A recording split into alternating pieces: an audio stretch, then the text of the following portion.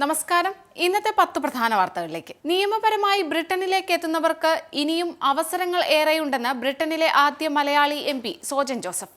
കോട്ടയം കൈപ്പുഴ സ്വദേശിയായ Sojan labour party സ്ഥാനാർത്ഥിയായി Ashford മണ്ഡലത്തിൽ നിന്നാണ് വിജയിച്ചത്.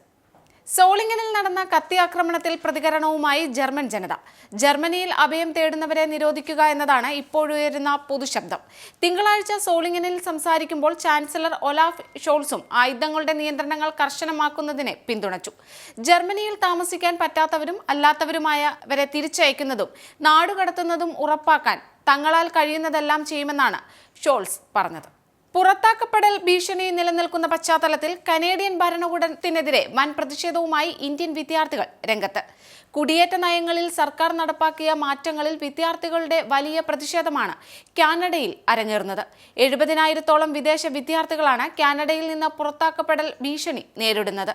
ഇവരിൽ വലിയൊരു ശതമാനവും ഇന്ത്യക്കാരാണ്. ഇന്ത്യയിലെ ട്രെയിനുകൾക്ക് നേരെ ആക്രമണത്തിന് ആഹ്വാനം ചെയ്ത് ഭീകരവാദി ഫർഹത്തുള്ള ഖോരിയുടെ വീഡിയോ പുറത്തുവന്നതിന് പിന്നാലെ ജാഗരൂകരായി രാജ്യത്തെ രഹസ്യാന്വേഷണ ഏജൻസികൾ. ഇന്ത്യയിലെ സ്ലീപ്പർ സെല്ലുകളോടായിരുന്നു ഖോരിയുടെ ആഹ്വാനം. കൊൽക്കത്തയിൽ യുവ ഡോക്ടർ ബലാത്സംഗത്തിനിരയായി കൊല്ലപ്പെട്ട സംഭവത്തിൽ പ്രതിഷേധം ആളിക്കത്തുന്നു. വിദ്യാർത്ഥി പ്രതിഷേധത്തിനെതിരായ പോലീസ് നടപടിയിൽ പ്രതിഷേധിച്ച് BJPയുടെ 12 മണിക്കൂർ ബന്ദ് പുരോഗമിക്കുന്നു. അതേസമയം മമതാ സർക്കാർ ക്രിമിനലുകളെ സംരക്ഷിക്കുന്നുവെന്ന് JP നദ്ദ ആരോപിച്ചു. സിനിമ കോൺക്ലേവിന്റെ ഭാഗമായി രൂപീകരിച്ച ചലച്ചിത്ര നയരൂപീകരണ സമിതിയിൽ നിന്ന് MLAയും നടനുമായ മുകേഷ് ഒഴിയും. വിവാദങ്ങളുടെ പശ്ചാത്തലത്തിലാണ് മുകേഷ് ഒഴിയാൻ ആലോചന.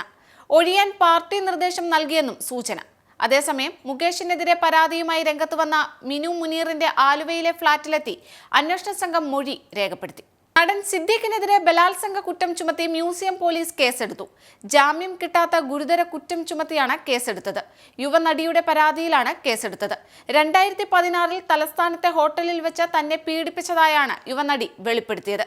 അതേസമയം സംവിധായകൻ രഞ്ജിത്തിനെതിരായ ലൈംഗികാതിക്രമ കേസിൽ തുടർ നടപടികളുമായി പോലീസ്. ബംഗാളി നടി ശ്രീലേഖയുടെ രഹസ്യമൊഴി എടുക്കും. സുരേഷ് ഗോപിയുടെ അടിക്കടിയുള്ള തുടർ പ്രസ്താവനകൾ വിവാദമാകുന്നു. യുക്തിക്ക് നിരക്കാത്ത തർക്കങ്ങൾ ഉണ്ടാക്കിക്കൊണ്ടിരിക്കുന്നു. തെരഞ്ഞെടുപ്പ് വേദിയിൽ നിന്ന് തുടങ്ങിയ വെടിപൊട്ടിക്കൽ കേന്ദ്രമന്ത്രിയായിട്ടും മാറ്റമില്ലാതെ തുടരുകയാണ് സുരേഷ് ഗോപി. ഭരണസമിതി പിരിച്ചുവിട്ടതോടെ താരങ്ങൾക്കെതിരെ ഉയരുന്ന ആരോപണങ്ങളിൽ മറുപടി പറയേണ്ട ബാധ്യതയിൽ നിന്ന് ഒഴിഞ്ഞ താരസംഘടന അമ്മ. ഭരണസമിതിയിൽ ഉണ്ടായിരുന്നവർക്ക് നേർ ഉയർന്ന ആരോപണങ്ങളടക്കം അവരവർ ഒറ്റയ്ക്ക് നേരിടേണ്ടി വരും. അമ്മയെ ഇനി ആര് നയിക്കും എന്നതിലും പുതിയ ഭരണസമിതിയിൽ ആരൊക്കെ എന്നതിലുമെല്ലാം നടീനടന്മാർക്കിടയിൽ ചർച്ചകൾ തുടങ്ങി. ഒളിമ്പിക്സിന്റെ കൊടിയിറങ്ങി 2 ആഴ്ചയ്ക്ക് ശേഷം പാരീസിൽ മറ്റൊരു കായികോത്സവത്തിന് കൊടി ഉയരുന്നു. ഭിന്നശേഷിക്കാരുടെ ലോകത്തെ ഏറ്റവും വലിയ കായികോത്സവമായ പാരാലിമ്പിക്സിന് ഇന്ന് തുടക്കമാകും. ഇന്ത്യൻ സമയം രാത്രി 11:30 തുടങ്ങുന്ന ചടങ്ങ് 3 മണിക്കൂർ നീളും. ഒളിമ്പിക്സിന് സമാനമായി തുറന്ന വേദിയിലാണ് ഉദ്ഘാടന പരിപാടി നടക്കുക. ഇതോടെ ഇന്നത്തെ 10 പ്രധാന വാർത്തകൾ ഇവിടെ പൂർണ്ണമാവുന്നു. കൂടുതൽ വാർത്തകൾക്കും വിശദ വിവരങ്ങൾക്കും Anand TV UK channel subscribe ചെയ്യൂ. ഒപ്പം Anand TV mobile app download ചെയ്ത് സൗജന്യമായി ആസ്വദിക്കും.